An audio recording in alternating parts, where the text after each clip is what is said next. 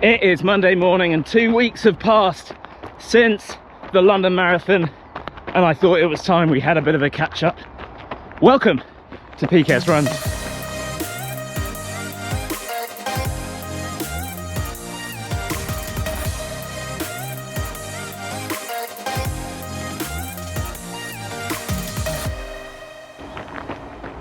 Well, welcome back to the channel, everybody. My name is Paul and this is PKS Runs, and the last time you saw me I was commiserating after what was a bit of a howler at the London Marathon.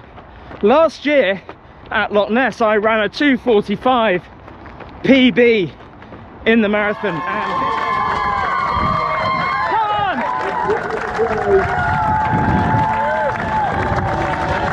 Here behind her, what a finish that she's going to be in.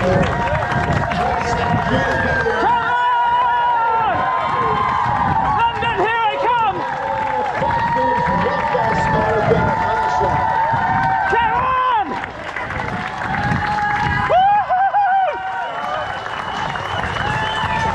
Woo-hoo! This year I was aiming to beat that. I trained for a 2:40, and in honesty the odds were always going to be against me. A 5-minute improvement on a PB is no tall order, and let's just say the wheels completely fell off in London. Well, this has not gone to plan at all. London, you've been great, but this has been absolutely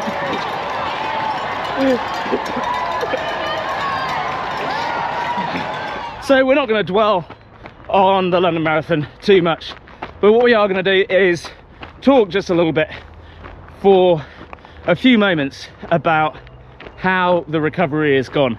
It has been 2 weeks since the London Marathon, and in honesty the recovery has been brutal. It has absolutely knocked me out. Getting to that level of pain, that level of cramping, exhaustion, has taken a real toll on my body. I'm 44 and honestly just getting too old for this shit. In the first week after the marathon I did no running whatsoever. I did get to the gym a couple of times just for some light workouts, really just to get some sort of routine back in order. I had a sports massage just to work out some of the knots and some of the aches and pains, and I got out for my first run on Sunday last week, a whole week after the marathon. That has been the first time that I've taken a full week break from running that hasn't been injury related in quite a long time, and in honesty I hate it.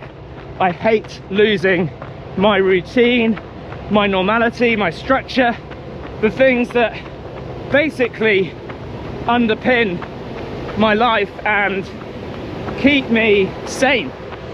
So then into week 2 of the recovery I got a couple of easy runs in and actually finished the week on Saturday with a session, a full-scale session with Kaylee. We did some hill repeats and some sprints, and actually I was pretty surprised at how well I tolerated them and how much I was able to give. So I'm really pleased that, you know, over 2 weeks I haven't lost anything. And I know that in theory, but in practice I think you're always worried that taking time out from running is going to, you know, negatively impact fitness. One area over the last 2 weeks that frankly has been abysmal has been my eating. I, as you would know, typically avoid sweet treats, sugar, and I'd always said that post-marathon I'd give myself 2 weeks to let my hair down, enjoy myself, enjoy some of those treats. And yeah, if I'm honest, I've lacked any form of discipline, any kind of yeah, I've basically just not had any restraint. And the thing is as much as the pleasure of eating that stuff is incredible in the moment, It's had a hugely detrimental effect on my mental health, on my sleep, my recovery, therefore just damaging. So today we go back to proper health, and yeah, got to remember this for next time. The sweet treat in the long run is never worth it for me. I've got such an addictive personality that I just need to leave it. It is an absolute addiction. One donut is never enough. It needs to be 2 donuts. And I know this is stuff that all of us deal with, but I'm just being honest with you. The reality is that over the last 2 weeks, with the reduction in exercise because I've been resting, I suppose been eating the same amount as I would have been when I was training, including sweet treats, I am half a stone heavier in 2 weeks. Now a lot of that might be water weight, who knows, but all I can say is running this morning feels like hard work. I probably should continue. So the big thing I'm thinking about at the moment is this: training for a marathon is exhausting, it's tiring, and the thing is I love my routine. I really do. I love getting up early, running to the gym, doing my workout at the gym, and running after. And really, for the last 4 weeks, I have been out of routine. 2-week taper, 2-week recovery. That is 1/12 of the year. And so the question I'm really asking myself is this worth it? Is the pursuit of speed and PBs really worth sacrificing the routine that I really love? Now, obviously, I could find a sort of a halfway house, but I'm an all or nothing kind of guy. I'm either all in or I'm all out. And in honesty, today is the very reason why I've got this YouTube channel, because after the last couple of weeks, I just kind of feel like going, oh, sod it, let's just throw in the towel. And that is the very last thing I need. A couple of weeks of good routine will get me back to a place where I feel like I've got some sort of level-headedness. I feel like I know what I'm doing. So I've got Valencia coming up in December. I'm not even going to think about it for the next few months. I genuinely want to lose some weight. I want to be lighter than I was coming into London. I want to be a similar weight to where I was at Loch Ness last year, 11 stone 3, 11 stone 4. I went into London about 11-13. So there is a lot of work to be done there. Diet, nutrition, obviously plenty of miles. The other thing is I've got to figure out what my weekly training needs to be in terms of how much volume. Obviously, if I can drop some weight, running will be easier. There will be much less toll on the muscles, on the joints, less risk of injury. At the same time, I don't really want to lose muscle, because that is the powerhouse, the engine that fuels the running. I think if I'm really honest about my training block into London, I was overtraining. Most of the weeks I was well in excess of 50 miles, some weeks 60 miles.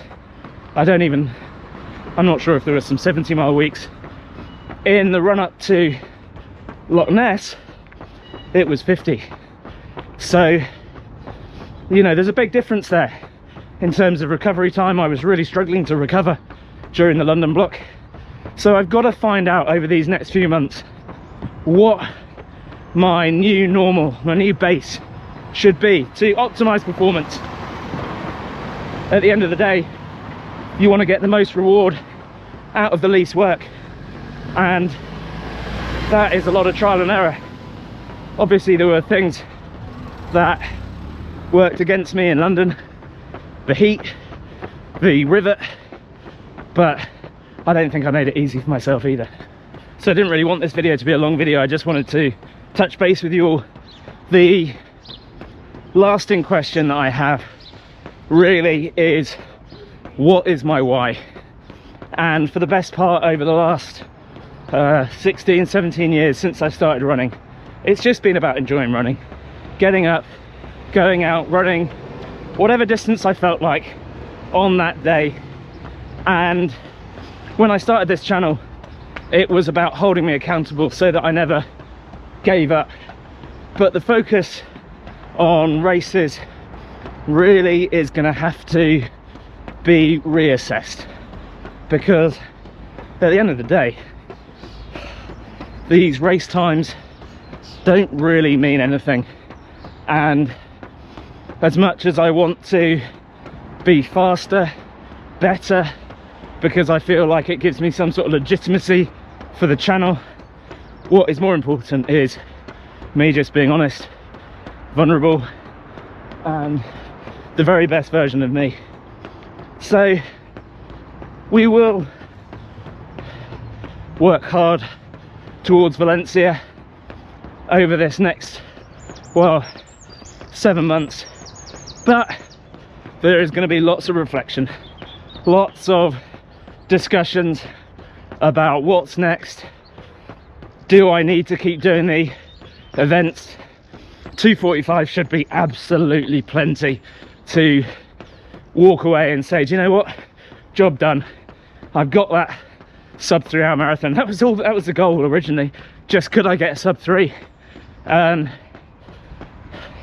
Equally, I may find that once the dust has completely settled, once I'm completely recovered and I'm back in good shape, I may find I've got more energy for it, but we will find out.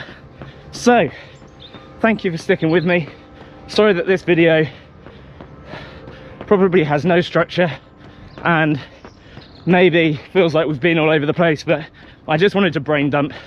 Thank you so much for listening. Thank you for watching. If this is your first time, do like and subscribe, hit the bell button so that you don't miss out, and I will see you in the next video.